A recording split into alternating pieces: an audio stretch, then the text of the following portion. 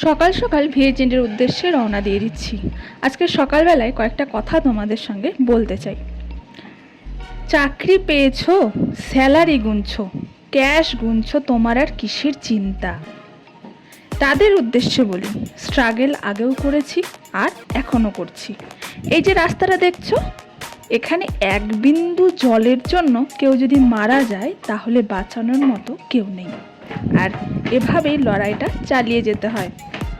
কিন্তু তোমরা বলিহারি, তোমরা সেটার মর্ম কোনোদিনই বুঝবে না।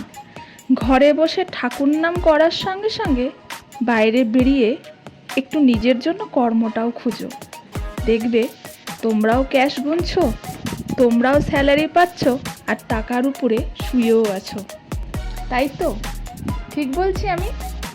তাহলে এভাবেই আমি ভিএচএনডিতে পৌঁছে গেলাম, আর দেখো এখানকার কাজকর্ম শুরু করেছি।